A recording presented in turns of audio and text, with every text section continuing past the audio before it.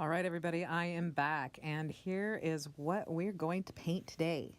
And I will just warn you, it is not at all what I expected or what I was going for.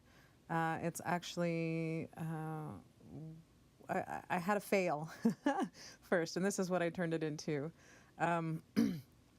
So yeah, I found this little deal. It was from a broken dryer, and I thought, I wonder what this might do.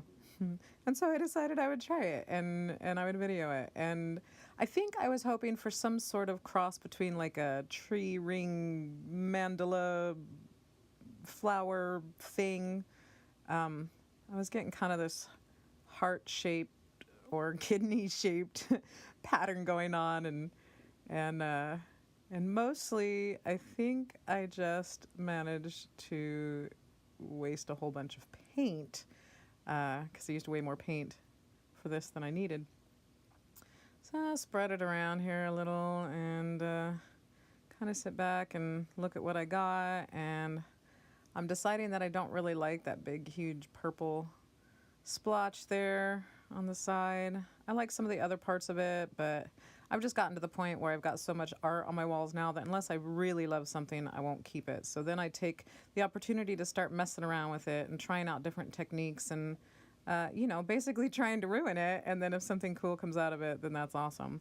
So you'll see that I use this art resin spreading tool in a lot of my paintings. I really love the effect I get with it. So I pull it out all the time. And got pulled a little too deep on that spot, so I went in to add some stuff back. And then I decided I think it needs some polka dots, so I just scooped up some paint that was mixed up on the sides of the plastic. Went with some solid purple and some solid turquoise there. And voila! I think I'm happy with it. So I'm thinking about calling it Mardi Gras, because it looks like feathers and beads to me. Or Mardi Gras Universe, or Mardi Gras Galaxy, something along those lines.